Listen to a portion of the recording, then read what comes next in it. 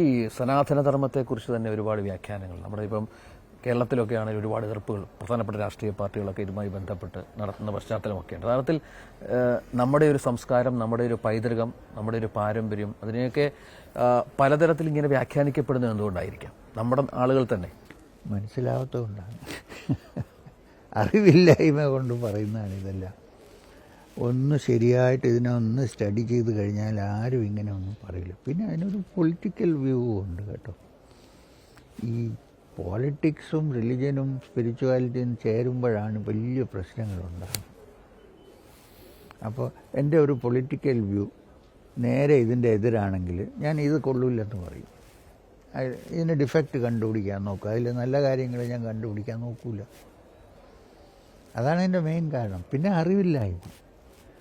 ഇതിനെപ്പറ്റി കുംഭമേളത്തിൽ വരിക, ആദ്യം വന്ന് ഇവിടെ നോക്കുക. ഒരു സാധുവിനെ കണ്ട ഇഷ്ടപ്പെട്ടില്ലെങ്കിൽ ഇവിടെ അടുത്തടുത്ത് പോയി നിൽക്കുക. അവിടെ അവരുമായിട്ടൊരു ഡയലോഗ് നടത്തുമ്പോൾ അവർക്ക് മനസ്സിലായി, ചേട്ടാ ഇത് വേറെ എന്തോ സംഭവമാണ്, അത് ചെയ്യൂല. ആം ചെയറിലിരുന്ന് ഞാൻ കമൻറ്റ് പാസ്സാക്കും. അത് നമ്മുടെ പൊളിറ്റിക്കൽ വ്യൂസ് അതിൽ റിഫ്ലക്റ്റ് ചെയ്യും. അതേ ഉള്ളൂ പ്രശ്നം, വേറെ ഒന്നുമില്ല. അല്ലെങ്കിൽ കേരളമാണ് ആദ്യ ശങ്കരാചാര്യ ജനിച്ച നാട് അല്ലേ? ഇന്ന് എന്താണ്?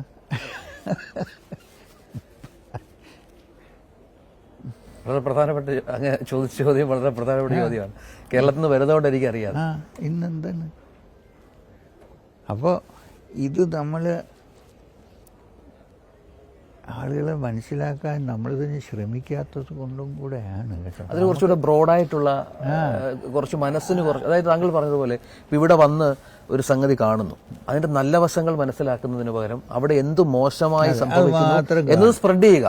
കാരണം എന്താണെന്നറിയാമോ? അവരുടെ പൊളിറ്റിക്കൽ ഐഡിയോളജിയെ സപ്പോർട്ട് ചെയ്യാനാണ്. അതാണ് അതിൻ്റെ സംഭവം. അല്ല വേറെ ഒന്നുമല്ല. അല്ല ഇങ്ങനെ ഇത്രയും മില്യൺസ് ആളുകൾ വരുമ്പോൾ ചില ഡിഫക്ട്സ് ഒക്കെ ഉണ്ടാകും, ഇല്ലെന്ന് നമുക്ക് ഡിവൈൻ ചെയ്യാൻ പറ്റില്ല. പക്ഷെ അത് മാത്രമേ കാണുകയുള്ളൂ എങ്കിൽ പിന്നെ അതിൻ്റെ നല്ല സൈഡ് എങ്ങനെ കാണും മനുഷ്യൻ? Politics should not interfere in religion. ഈ രാഷ്ട്രീയം പലപ്പോഴും നമ്മുടെ സംസ്ഥാനത്തായാലും രാഷ്ട്രീയം പലപ്പോഴും ഇടപെടുന്നത്. ഞാൻ പണ്ടൊരു റിസർച്ച് ജേണലിൽ പോളിറ്റിക്സ് ഓഫ് റിലിജൻ ആയിരുന്നു സബ്ജക്റ്റ്, മന്ഥൻ. ഞാൻ ജോയിൻ്റ് റിലിജൻ. അപ്പോൾ അതിനകത്ത് എങ്ങനെയാണ് ക്രിസ്ത്യൻ മിഷണറീസ് റിലിജനെ യൂസ് ചെയ്ത് പോളിറ്റിക്സ് ആക്കി മാറ്റിയതും. പണ്ടത്തെ കാലത്തെ ഹോസ്പിറ്റൽ തുറക്കുക, അത് ചെയ്യുക, ഇത് ചെയ്യുക. അതേപോലെ ഇസ്ലാമിക് റിലിജൻ ആണെങ്കിൽ അത് ബാക്കി അതിൽ വിശ്വസിക്കാത്തവരെല്ലാം മോശമാണെന്നാണ് വിശ്വാസം. അപ്പം അങ്ങനെ.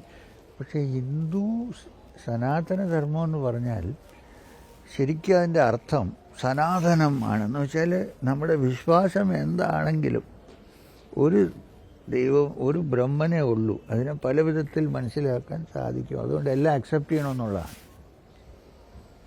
ആ ഒരു ഫീലിംഗ് വന്നാലേ ഇത് മനസ്സിലാവുള്ളൂ, ഇല്ലെങ്കിൽ ഇത് മനസ്സിലാവില്ല.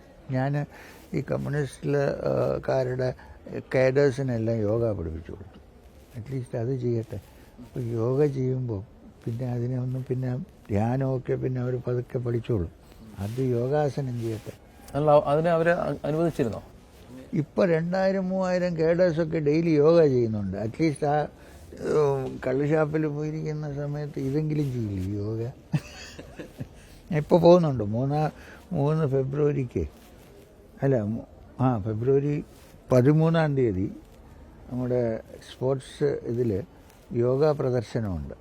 എന്നെ വരാൻ പറഞ്ഞിട്ടുണ്ട്. CMO വരുന്നുണ്ട്. അപ്പോൾ ഇവരിപ്പോൾ ഒരു 10 കൊല്ലമായിട്ട് യോഗ ചെയ്യുക. എൻ്റെ അടുത്ത് ഒരു പ്രോമിനൻ്റ് ആയിട്ടുള്ള ഒരാൾ ചോദിച്ചു, എന്തിനാണ് ഈ ചുവന്ന കൊടികാർക്ക് യോഗ പഠിപ്പിക്കുന്നത്? ഞാൻ പറഞ്ഞ കൊടി നോക്കണ്ട, നമുക്ക് ആ മനുഷ്യരല്ലേ യോഗ പഠിപ്പിച്ചു കൊടുക്കും. അവരിങ്ങോട്ട് ആവശ്യപ്പെട്ടാണ്. അതെ.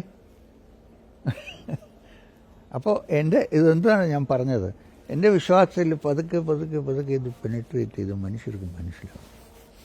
അകത്ത് മനസ്സിലായി ചേഞ്ച് ചെയ്താൽ പൊളിറ്റിക്കൽ സിറ്റുവേഷൻ അതനുസരിച്ച് ചേഞ്ച് ചെയ്തു. അങ്ങനെ മാറ്റം സംഭവിക്കുന്നുണ്ടോ അങ്ങയുടെ അനുഭവത്തിൽ?